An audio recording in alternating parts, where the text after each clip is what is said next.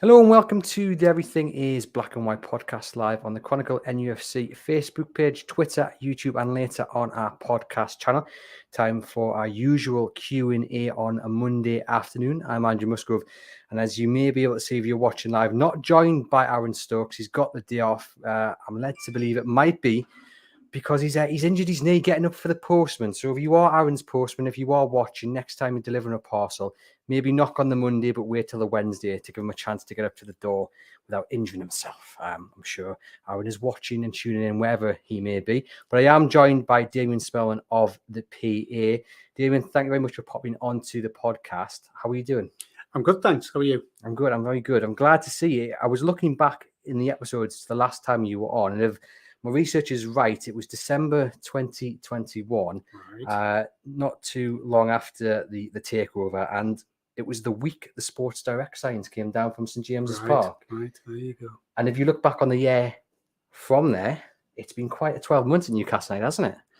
It's been amazing, actually. I think even the most optimistic of fans, and there was a great deal of optimism around at the time, obviously, but even the most optimistic of fans perhaps wouldn't have expected what's happened to have happened.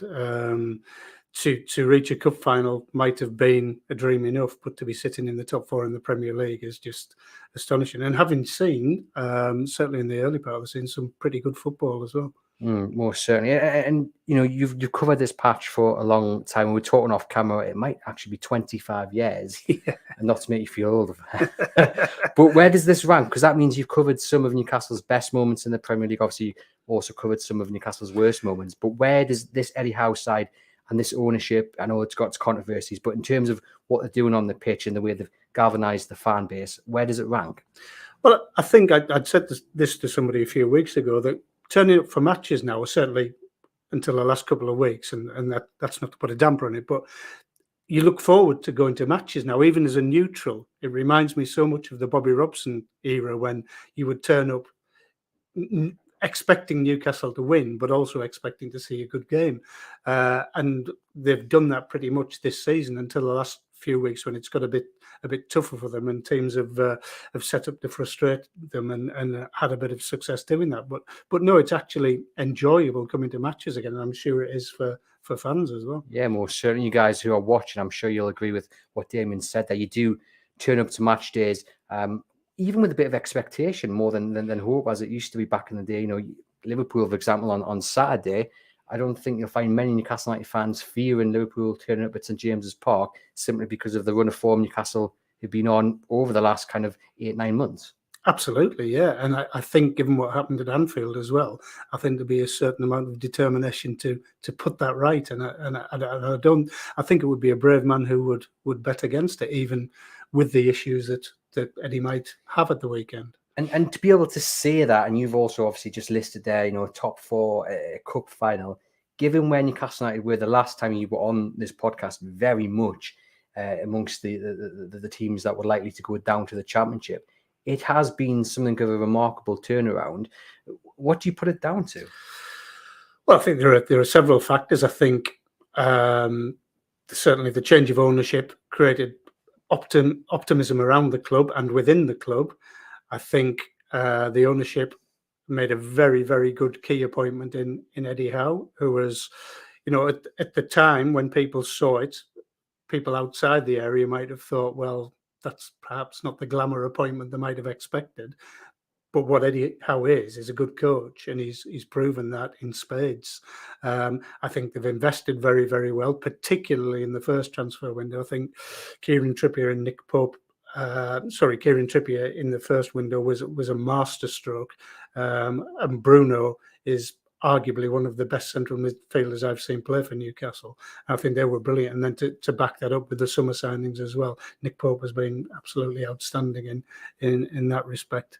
I think they've done an awful lot right in a very short space of time, and they've got so many people working within the club in those areas, you know, such as kind of the deals, the sponsorships.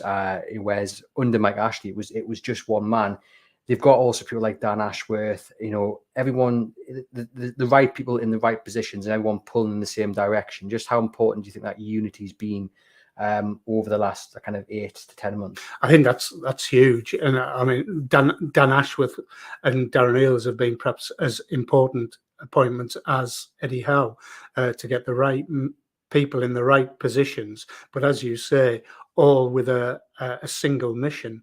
And nobody's pulling against anyone else. That there's a direction to be travelled, and everyone's travelling in the right direction. And to have people with proven track records in those positions is very, very important. And just going back to Eddie Howe, you're in the press conferences every Friday. What has he been like to deal with? Because he is under, the microscope because of what comes with the ownership of Newcastle United and the controversy. And, very early on, he was obviously asked a lot about the questions, and he had to kind of face them. He's handled that reasonably well. I think most people would agree. What is he like to deal with on a weekly basis? Well, he's excellent today. But first and foremost, he comes across as a nice bloke, which is always a good start. And I think he's open in as much as he will answer questions. He's been honest enough to say that he can't really answer the ownership questions, and he finds himself in a very difficult position when they are put to him. And some might say, well, it is a difficult, you've accepted the job. That is perhaps the position you've put yourself in. But apart from that, he's been very open in press conferences without giving away things he doesn't want to give away, which is another art of a manager. It can be frustrating for us, but I think he's genuinely tried to answer the questions he can in the most positive way, and I think there's a more open atmosphere around the whole club, and I think he sort of typifies that. I think people watching will agree. He seems to get it. He seems to understand just how important the club is to the fans. He seems to understand how important it is to have a team that tries and everyone, working their socks off. He seems to understand the history and the importance and tradition of the club.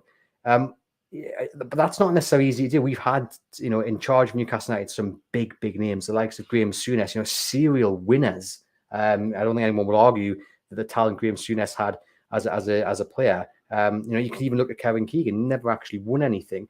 Fingers crossed that Howe does in a couple of weeks' time. But how do you think he has come to that stage where he's come in and he does actually understand, at least on the face of it, just how important the club is to the fans and exactly kind of what they want from it, from a team and manager? Well, it's an interesting question. I think you talk about some of the big names that have been here previously. There have been some big characters as well, and perhaps some big egos. And I don't think necessarily there is a great deal of ego to Eddie Howe, and I mean that as a compliment. I think he's a very down-to-earth character, but a very intelligent character, and I think he realizes that he needed to understand the club to make it work. And I think the fact that he's living up here with his family, he's bought into the whole thing, and he's out, with his kids at training, and he's hearing people talk. His kids are coming home from school excited because their mates are excited. I think that's really important, and I think he has, as I said earlier, bought into the whole thing, and he's very quickly immersed himself into it, and I think that's really important, particularly in a one club city like Newcastle. Definitely. And he's got a chance to, the great Joe Harvey by winning a piece of silverware. Everyone is kind of looked towards the Keegan and the Sir Boy Robson achievements, even though they didn't win anything, and saying, he's up there with those two, which is a big compliment. But then the day, Joe Harvey is the last man to win a cup, and to do that, Eddie Howe, that just a massive achievement within the first kind of 12 to 18 months he's been here. Oh, well, it would be. As you mentioned, Kevin Keegan and Bobby Robson are like Geordie royalty, and they didn't win a thing. They gave people hope, and they played some nice football. But if Eddie Howe was to surpass their achievements, he'd be right up there with them. And I think deservedly so. Yeah, 100%. And I guess the big debate over the past couple of days has been about the reaction to the 1-1 draw with Bournemouth, and whether a bit of perspective is needed. it's been split. You look at it, Bournemouth were second bottom of the league. I think they were bottom of the form table coming in this game. They'd conceded the most goals in the Premier League. They were really just in a horrendous position. Gary O'Neill's job was reportedly on the line.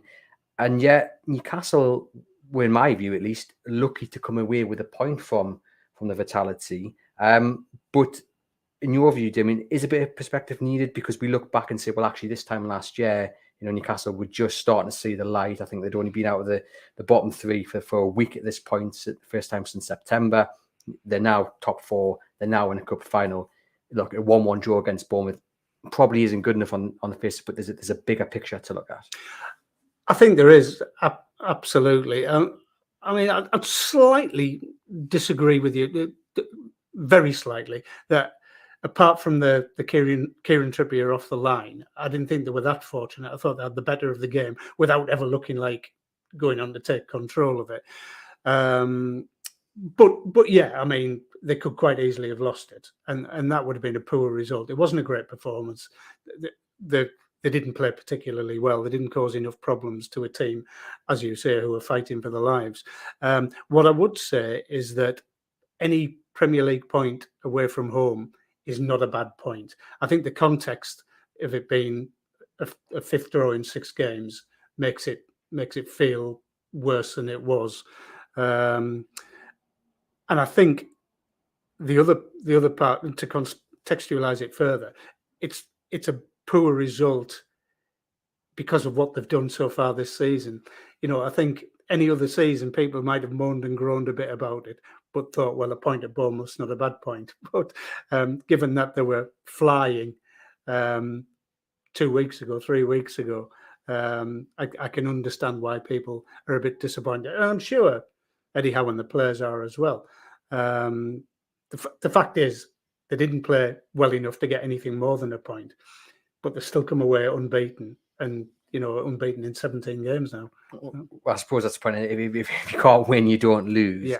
But I just look at it and think, given that Spurs lost, Man United dropped points earlier in the week, it was a big kind of chance for Newcastle to get further ahead. People will say, well, they're still 2 points ahead of Tottenham with a game in hand. But also there's that kind of momentum as well that you'd like to see them build ahead of the cup final. And from my point of view, I think going down to a team like Bournemouth, if you're looking to finish in the top 4, you have to really be beating Bournemouth, because they'd shown nothing in the kind of the games prior to this. And Newcastle, you felt they were the better side, but they didn't ever look like scoring, winning that game. I don't think. No, I wouldn't disagree with that. I don't think they did, and they didn't. As I said earlier, they didn't cause enough problems. But it sounds a ridiculous thing to say when I've already mentioned the Kieran Trippier clearance, but I didn't think they were ever in any danger of losing it, apart from at that point. But yeah, and I suppose the other thing you've got to look at really is, you talk about, if you're looking to finish in the top 4. For me, and I know a lot of fans won't agree with this, I think a top 4 finish would be a significant overachievement for this season, given how early we are in the project at Newcastle. It would be brilliant, and on the first 20 games or so, they would have deserved it. Whether you can sustain that over a season with a squad which now has a couple of injuries, and which I think there's a bit of fatigue creeping in. I think there's also an element that other teams have worked out how to combat elements that have been successful. Then I think it's going to be tougher. And when you throw not the distraction, but the Carabao Cup final into that, and that's, takes a bit of concentration away from the league, I think you do have to look at the broader picture. Kyle says, definitely need to put things into perspective. Teams like Bournemouth are always going to be difficult as they're fighting for survival, and aren't going to just roll over for us because we're in the top 4. It's all part of the amazing journey. And you're right in what you say there. I think Newcastle are maybe in many ways victims of their own success from the early part of the season. And of course, the cup final, and Eddie Howe obviously has said countless times that his focus was on the game that comes next. He can't think ahead of now. He can't think ahead of Liverpool. It's all about the game on Saturday. but the players are only human, and their minds course. are going to wander, just like fans' minds are wandering to that weekend in London and on the 25th and 26th of February. No, that's only human nature, I think. What I would say is that in terms of the effort and the commitment players put in on Saturday, I don't think there was any sign of people, shying out of tackles or not putting in the running. And obviously they've come away with a couple of injuries as a result of it, unfortunately.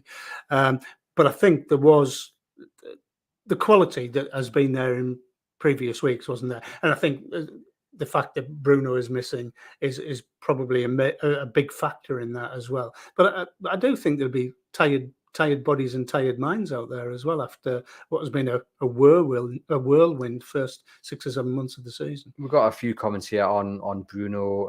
Amkana Rufus says we miss Bruno a lot these days, and John also says Saturday shows how much and how important Bruno is missed at present. He could be the difference for us in the final and the rest of the season. Again, I don't think anyone would argue with that.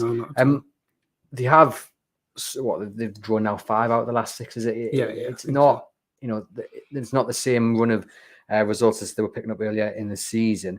Why do you think that is? Is it because a little bit of teams have worked them out maybe, and the tiredness creeping in? And there's a few comments saying, well, let's see a few changes. But the reality is that Eddie Howe, given the injuries that have been suffered as well, we don't know the severity of them, Willock, Miggy, St. Maximin. But given that, he hasn't really got many options to turn to, has he? No, I think that's a fair point. If you look at Newcastle's strongest 11, all fit and in form, it's a very strong 11. But after that, when you get past St. Maximin, and you look at the bench and you think, I know obviously Isaac has not been starting until the weekend. You've probably got a strong 13 or 14, but then when you get down to the 18s and 19s, it's less tried and tested, or a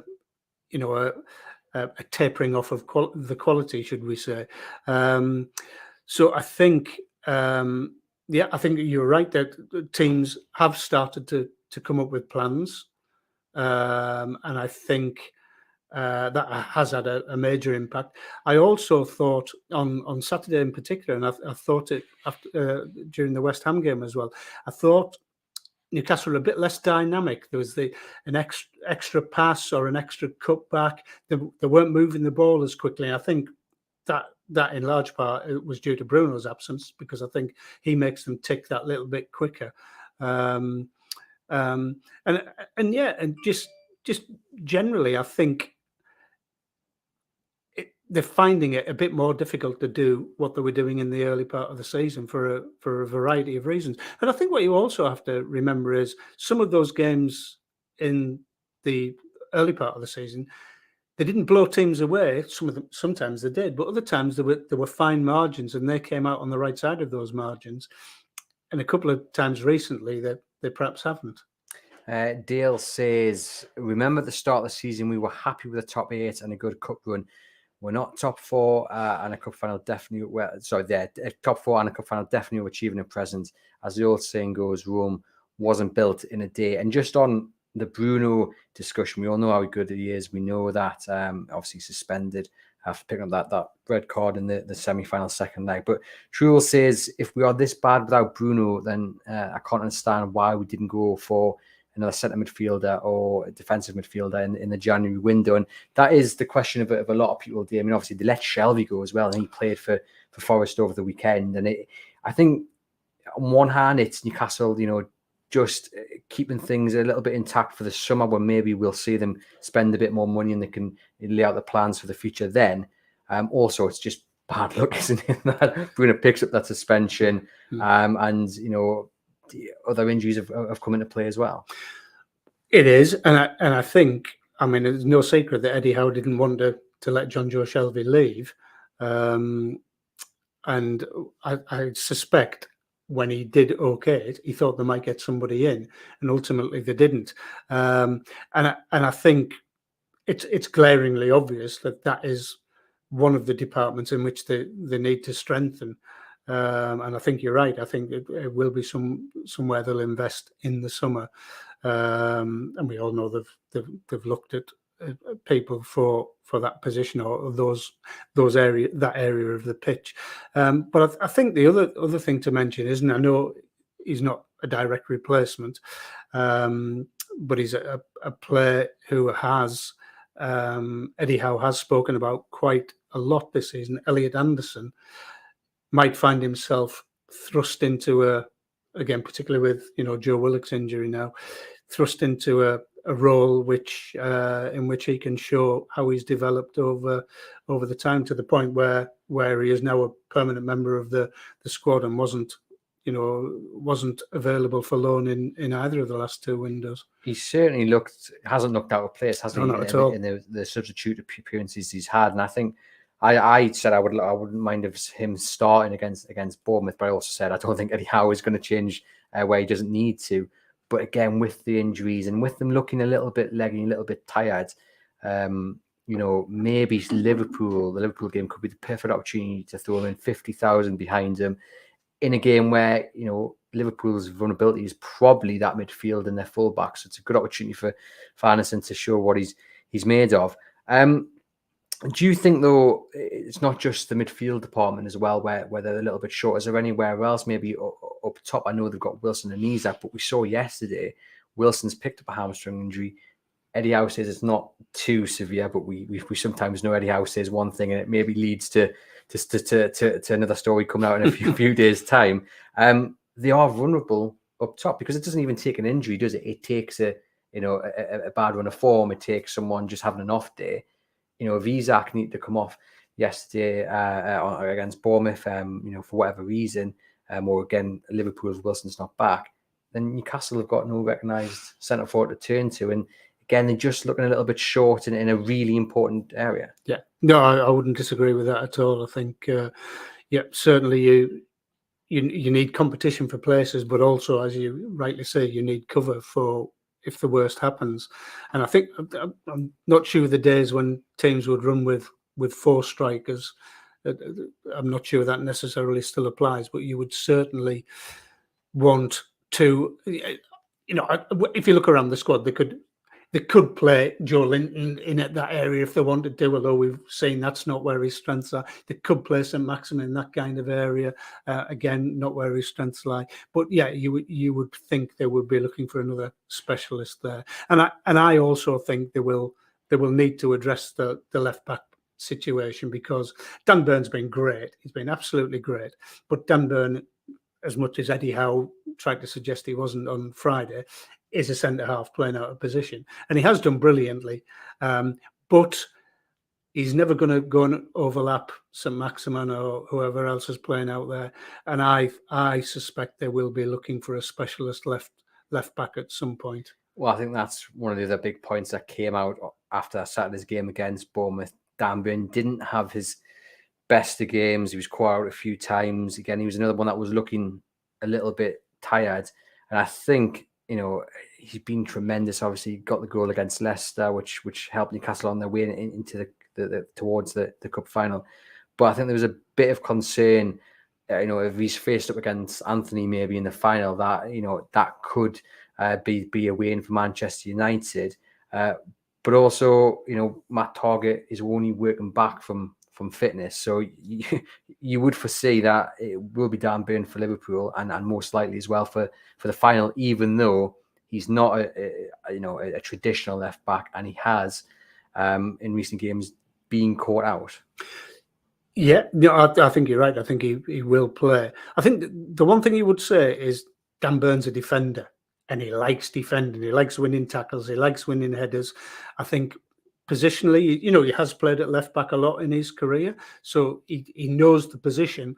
But there aren't many 6'6" fullbacks around, and there's a reason for that. But I think he gives the team a lot, defensively certainly, and he has this at times this season given them something going forward. But that's not his strength. And I think in the short term, you're right, because of Matt Targett's issues, he's not going to be in contention to start games anytime in the very near future. So I think Dan Burn would play. And do you know what? Yeah, he didn't have his best game on Saturday, but he has had some really good games. And of course, with any pacey winger, even the specialist fullback could have issues. I think somebody who's playing out of position there, you would worry a bit more. But I suppose you have to set up your team to account for that. So you perhaps need to give him a bit more protection if that is something you're concerned about. And I'm sure if we are talking about it, they're certainly talking about it in the dressing room. I mean, we spoke about it on last week's episode, myself and John Gibson, because a lot of people were asking whether potentially Matt Targett coming into the side is a benefit for Alan St. Maximin. But maybe the focus needs to be the other way. Do you play someone on that left who actually benefits the left back? And I know games are won by goals, but it's not necessarily always. You've got to look forward, I guess. You've got to look at where the most the benefit comes, whether it is, like we say, playing someone on the left that will help out the left back, or whether you play a left back that helps out the forward. Yeah, well, I mean, that's it's striking that balance is the important thing. I mean, Alan St. Maximin's strengths aren't running back towards his own goal. And that's not a criticism. That's just the kind of player he is. And do you waste him if you say to him, you need to be back there double teaming the winger? I think it's something Joe Linton did naturally earlier in the season and did very, very well. Got around the pitch and got tackles in and helped out. And that worked. Yeah, I think it's a big decision. I think we all know what the starting 11 would be if everyone was fit. And I think it's a starting 11 that's played most games up until the last couple of weeks. Now, the Joe Willock situation will have an impact on that. And it's a big decision. It is a big decision for all the reasons we've talked about. And I mean, before we get onto that specifically, the goal they conceded against Bournemouth is similar to the goal they conceded against West Ham. Eddie Howe will not be happy at the manner in which they conceded down on the South Coast. No, particularly when they've been very good from set pieces. And yeah, it was a lack of attention. I think players allowing players to run off them. Yeah, I mean, I'm as a football person, I've never liked zonal marking. I've always liked, he's your man. If he scores, that's your problem. And I think people had to hold their hands up at the weekend because there were a couple of people didn't quite do the job they were there to do in that situation. And I think you've got to hold your hand up and make sure you do it better next time. I think that's frustrating, but it wasn't just one. It was a couple of people who let their man go, and the space was there for the chap to fire in. Frustrating, and even more so because you suspect after the West Ham game they've been working on that on the training ground, and it's just been a moment again of just switching off and allowing the opposition in. And you will hope, if they're looking at it again this week, that doesn't happen against Liverpool on Saturday. And then we had the equaliser from the man behind us. If you're watching live, we've got Miggy on the green screen there celebrating. I mean, it was a really good finish from Amiot, and the build-up, Longstaff's effort being saved. It was probably the best moments for Newcastle in the entire game. Really, I will hold my hands up. I was about to criticise Sean Longstaff just before he had that effort on goal. I felt he kept giving the ball away, and then he goes and does that, and it leads to the goal that Miggy scored. But again, it's just a tad frustrating that was really probably the only moment they had in the entire game against, and I don't want to labour the point, but against a really poor side. Yeah, they didn't create a great deal, and it was one of the few coherent moves they put together. And fair play to St. Maximin, because he's had a tough couple of weeks. He's not. People are doubling up on him as they've always done, and he's not really had been at his explosive best to be able to get away from them in the last couple of games. But he did on that occasion, picked a great ball. Longstaff's made a fantastic run, good control, decent hit, great save by the keeper. But I think you're right about Almiron's finish. The keeper thought he's going to put it to his left, and covers that, and to put it back across him inside the far post, I thought was a great finish for a lad who's, after a great run earlier in the season, hasn't scored in a few games. Truel says St Maximin did a great job leading up to that goal, and that was Miggy's 10th goal. And listeners of the podcast will remember I did tell John Gibson that Miggy was going to score this week against Bournemouth and in the final as well. So one half of that prediction's come true. Let's hope that he nets the winner in the final as I predicted. But, and people know that I am the unofficial elected chairman of the Miguel Almiron fan club. So you can join Damian if you want. I'll take the application off you at the end of the show. But just a word, 10 goals this season for a man who really struggled to find the net before Eddie Howe came on board. What is the secret, do you think? Is it mainly down to confidence, just having a manager who puts the arm on their shoulder and says, right, you are the best, you can do this, you can win games for this club? I think there's an element of that, yeah, and a big element. He's the one thing you could never criticize Almiron for, even when it wasn't happening for him, was he never stops running, he never stops trying, and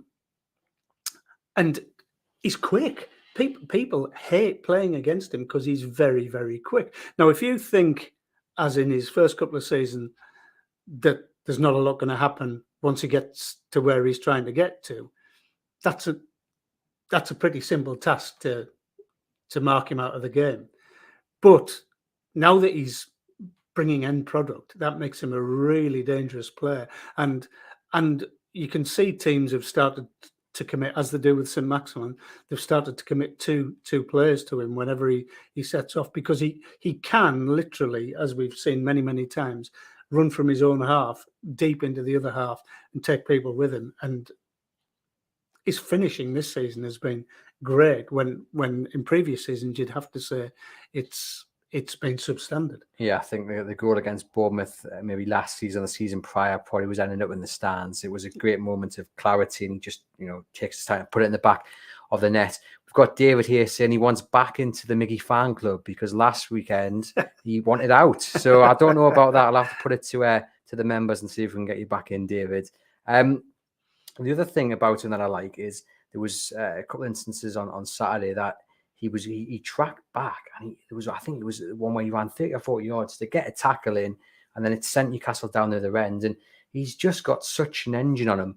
But then so do most of this Newcastle United side. The fitness, I think, is one of the main things that Eddie Howe has changed at Newcastle. And we know the concerns that went prior under Steve Bruce, and I think Kieran Trippier mentioned it last week in an episode of a podcast he was on, that there had been some concerns raised when he asked about what had gone before. No concerns here. As much as they look tired, their engine and their stamina on the day of a match, it's better than most teams in the Premier League.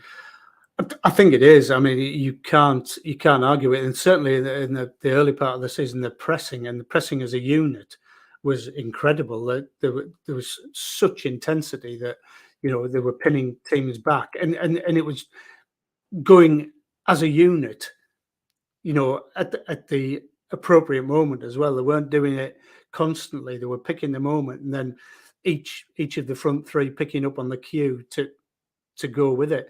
And I think that's become a little bit less effective in the last couple of weeks, whether that's to do with the fatigue we've talked about, or whether it's the other teams.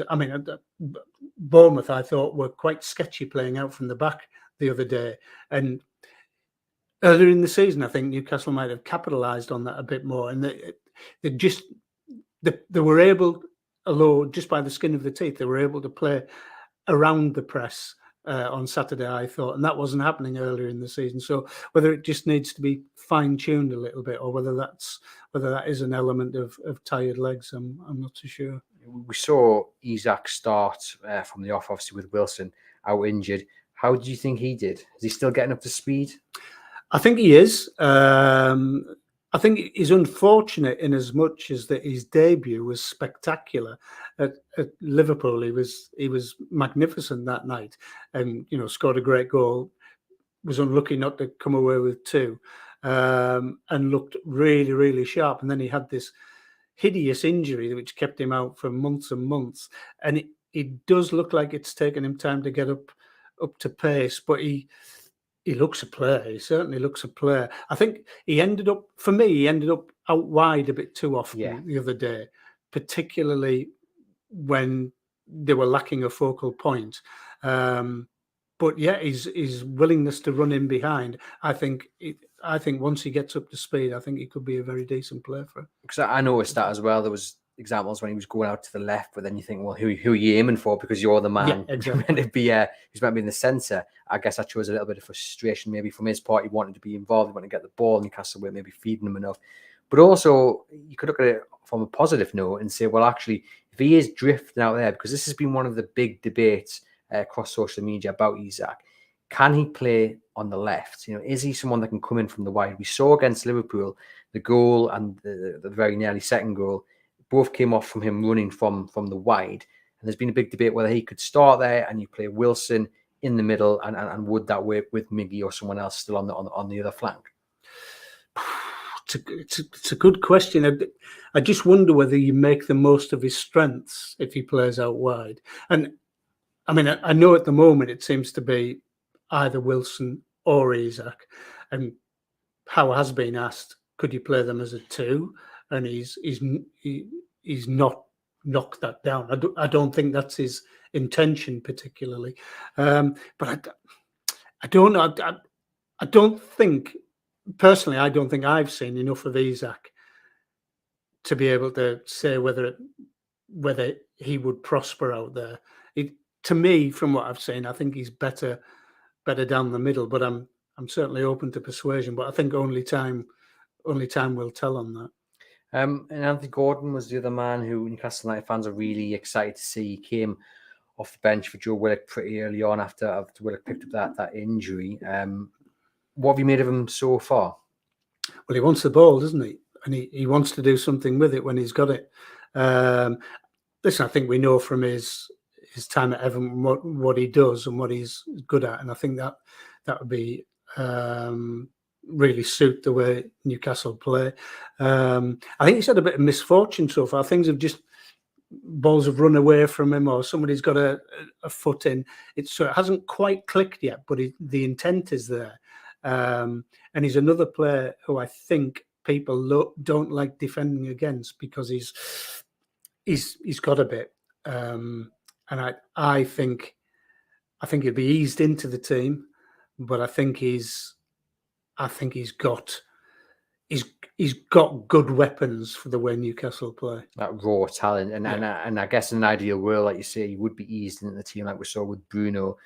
But the hand being dealt with Newcastle at the moment, and again, we don't know the severity of these injuries, but you might have no option but to play him against Liverpool on Saturday. That's very true. Yeah.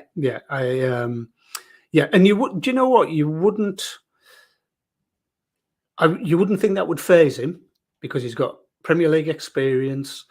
He might relish the Liverpool. And I guess the fact he can't play in the final anyway, it might be the best scenario. And then you can maybe, I don't want to use the word rest, but you can take someone out that is definitely going to play in the final. Maybe, I mean, like Joe Linton, for example. I wouldn't want to say that because I think he's been Newcastle's most consistent performer all season. I thought if you're looking for people who again did all right on Saturday, he was a man. Yeah, I would agree. Again, who did a good job, and he's crucial to Newcastle hopefully winning the cup. But again, I suppose that's the bigger question, Damian, is how do you think Eddie Howe is going to approach Saturday? We know he focuses on one game at a time. Well, that's at least what he says, and we know he wants to win every game. It's all about what Newcastle can do, not what the opposition can do. But you do have a cup final coming up, a week and a day later. Does he maybe allow himself to ever so slightly think ahead and say, well, actually, if we lose him from a suspension or we lose him from an injury, that's going to really hit where, or is it all about 3 points on Saturday and he'll play his strongest team possible? I think when we ask him on Friday, he'll say, I play my strongest team possible and not even think about next Sunday. I think privately, he'll be having those thoughts. And I suppose, again, that's the perspective. As fans, you wondered, would fans take defeat by Liverpool, but then win the cup final? I'm saying I would guess a majority would say, yeah. If it was guaranteed, most certainly. Yeah, well, yes, yeah, absolutely. Whether Eddie Howe would, well, I'm sure Eddie Howe wouldn't think that way, but whether he would be a little bit pragmatic on Saturday and pick a team he thinks can win the game rather than his strongest team. I don't know. That doesn't sound like him, but you want that momentum though as well. You want to be going in, and this Liverpool side. I mean, I'm going to go here and say I think they'll get beat tonight off Everton. I don't think they're in a great place at all, and I think Newcastle go in that game favourites at home, 50,000 behind them. The week before a cup final, they are there for Newcastle to beat them. And I know Newcastle haven't been on the best run of late. The draws, lack of goals, now conceding. But, you want to be winning that game and going into that week, that build up to the final, just up in the heavens and buzzing. Whereas a defeat just, turns the excitement down ever so slightly. Obviously, you're still going to be buzzing about a final, but you want to go in with a win. No, it's a very valid point. It's a very valid point. Yeah. But yeah, I think given the run of games they've had, yes, I think they would want to go to Wembley on the back of a win. But I do think you're right that he will be considering what options he has, and particularly given the injuries that were picked up at the weekend. I'm sure the sports science team will be looking and saying, well, is that down to fatigue, as we've talked about, overexposure or whatever? And I think that comes into his selection every week. They look at the stats and how players are physically and mentally. But he's been fortunate enough to be able to field a pretty consistent team for most of the season. And to me, it would be a surprise if he did anything different. Certainly want to watch, and we'll have our preview podcast on Thursday as usual with John Gibson. And I'll just point you into the direction of our special Wembley supplement. I'll pop the link into the comments at the end of the show and into the podcast description. This is our specially produced Wembley preview ahead of that League Cup final. You can find it in your local garages and shops, and you can order it online to be delivered worldwide. Loads of brilliant interviews in there. I've spoken to Tommy Craig, and there's Supermax got a column in there, and John Gibson looking back, of course, on his decades of covering Newcastle United without silverware. But it's a really good read if you find it in the shops. Go out and get that, or order it online. Just a quick word. I know we've spoken about Callum Wilson-Damian, not available against Bournemouth. Eddie Howe sort of suggested he didn't think it was too serious, but it had to be assessed. Do you see him being back in time for Liverpool? And I guess the bigger question is probably it's another nod to why, unfortunately, Newcastle can't quite rely on him, because he just tends to pick up injuries, and his history suggests that he might be out for a longer period of time than maybe I was letting on. We don't know. Again, that's just my view, but it's just another unfortunate thing for him to pick up in such an important time of the season. Yeah, it is. It is. And he's been very unfortunate with muscle injuries, and he doesn't tend to come back from them quickly either. And when he does come back, he seems to ease himself. No, sorry, that sounds like he doesn't. I'm not meant to suggest he doesn't try, but it seems to take him time to get back up to speed again. Is what I mean. So yeah, the timing is really unfortunate. Such a shame as well after he scores against West Ham, after looking, a former shadow of himself, not looking, like he was up to speed, and then he scores a typical Callum Wilson goal, and you're thinking, right, this is the launch pad. We're going to now see him net against Bournemouth, go into the Liverpool game, go in that final, and then just to get the news that actually he's not here. He's picked up a hamstring injury. It's just very unfortunate. It is, and we obviously don't know the degree. I mean, I know Eddie said after the game, or might have even been before the game, that they didn't think it was serious, and he thought he would be back for this weekend. I think if there's any doubt, he won't play on Saturday at all. You couldn't possibly risk him, I don't think. Just to have a quick discussion about the news about Strawberry Place, Newcastle United buying back that land that Mike Ashley sold. It was earmarked for development, hotels, restaurants, bars, that sort of thing. And I mean, it's fantastic news given the demand for tickets. It's probably a long way down the line when they start, knocking things down and building things up. But just to have that land back under club ownership, it's a big thing for the club and the fans. It is. I think that was quite sort of symbolic of the whole situation, wasn't it? It was, perceived as actually just not wanting to develop the club on or off the field when the land was sold. And I think the fact that it now is back in club ownership and the potential is there to develop the stadium further, will be music to the ears of the fans, who've seen a club stagnate or had seen a club stagnate for 14 years. But I think the more important thing is that there's a need for it, because there wasn't a need for it 2 years ago. The people weren't queuing up for tickets. They are now. And that would be good. I mean, and there are difficulties obviously with the situation of the ground with the Leazes Terrace and everything, that there's only so much of it can be developed and in such a way. But I think that the fact that it's up there on the hill and visible from, the approaches to the city, I think that's a key part of the history of the club and of the feeling around the place, and the cathedral on the hill and all that. And I think it is hugely symbolic. And to go out and actually buy that land back, because again, when I think my dad Caducci came out and said it would be like ripping the soul out of the club if we move.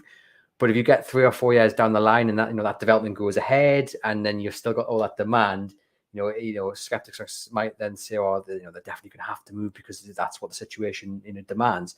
But the fact that they've gone, well, yeah, we probably have got 3 options: leave it as it is, move in time, or try and buy this land back. And they've gone and bought the land, which won't have been cheap. No, it shows real, real understanding, I think, again, of what the fans desire, because it would have broken so many people's hearts to have to move, as you say, from the cathedral on the hill and move to wherever it would be, to lose that tradition, that history, because it is a unique stadium to call home.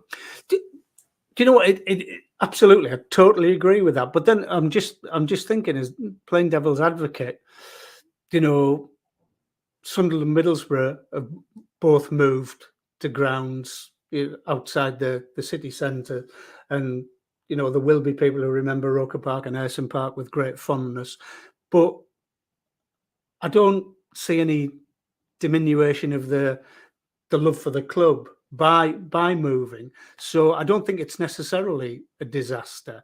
But yeah, as I was saying, I think it's the symbolism of it that that if that can be developed, and you can, because it's all right when visiting players and managers and fans come, they do love the place and its centrality to the city and the atmosphere and the history. So I do think on a sort of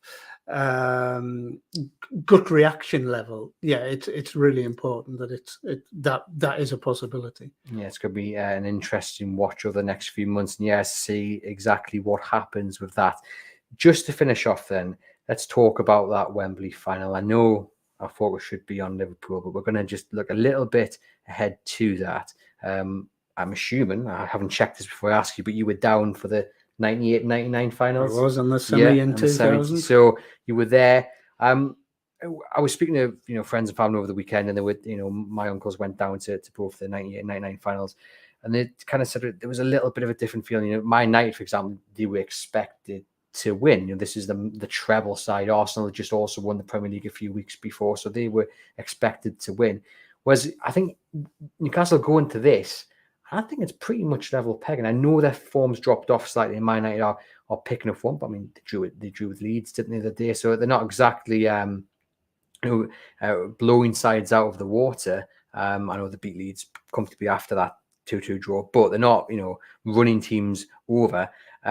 It's level pegging going in, and there's just a different feeling, I think, across the fan base, across the city, where, as I mentioned right at the start of the show, everyone's pulling in the same direction, and that's going to count for a lot going into that game as well. Yeah, I think you're right. I mean, just going back to 98, Arsenal were comfortably the best team in England.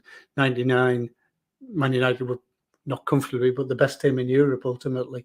You know, and funnily enough, I was looking through the team sheets the other day, and they're two very, very good teams they played against. And even when Roy Keane limped off after 8 or 9 minutes or whatever it was, you never really thought that damaged them that much. And I think both games was goal either side of half time, wasn't it? Sorry, goal in each half. And yeah, Newcastle were never really getting back into either game. And I think you're right. I think it is different this time. I think up until a month ago, you would have said Newcastle would go in as favourites. Now, I think it's, as you say, more even, possibly even tipped a little slightly towards Manchester United, given their run of form. But it's there to be won. It really is there to be won. And if Newcastle, you know, even though they're playing badly at the moment, sorry, not playing bad, they're not playing as well as they were, they're still not conceding many goals. And if you can go to Wembley and keep a clean sheet, anything can happen at the other end. And do you think the fact that, you know, if you go around the city centre, you know, I think people are confident. You go out and we go out and do vox pops and what have you. I think people are confident. They're going down there. We can win this. We can win this. Whereas in 1999, the confidence wasn't really there going into the games. And just that change in feeling is massive because, you know, if we're feeling it here as journalists and admittedly as a fan myself, then the players, the manager, they're certainly feeling it way, you know, when they get waved off, whether it's the coach to the airport and what have you, when they get off the coach at Wembley, they will feel that buzz and confidence. And I know it's down to the players when they cross that white line, but going down into that weekend, knowing the fans, you know, are more than hopeful, that can only be a good thing. Yeah. No, I agree. I mean, if you think back to 98, it was a team that was in need of rebuilding. And 99, there'd been some rebuilding done, but it was in need of more, you know, under Dalglish and then Hullett. Whereas this team is still a work in progress, but I think there's a far greater. It's further down the line, in my opinion. You know, you had Alan Shearer, you had Rob Lee, you had Shea Given, but around them, it perhaps wasn't. There wasn't the depth of quality in the team that I think there is now, and I think it's close. Newcastle's overall level of quality, is closer to that of Man United now than it was in 99. Yeah, totally agree with that. But as we say, the focus, despite all that in the last 5 minutes, is on Saturday against Liverpool. Damian, thank you very much for popping on to the podcast. Where can our listeners and viewers find you and read your work and on social media? Well, you'll find me on Twitter, and our stuff is often tweeted out on PA Dugout is another Twitter account. But so yes, we're all over the place. There you go. Go and look Damian up. Follow him on Twitter if you don't already. To you guys watching and listening, thank you very much for tuning in. If you're on YouTube, hit that subscribe button. If you're listening on the podcast channel, hit that like button, follow button, and leave us a rating and review. And do go and order your Wembley supplement. Like I say, plenty of great content in there leading up to the final. You won't regret buying that. And head over to chroniclelive.co.uk for all the latest Newcastle United news.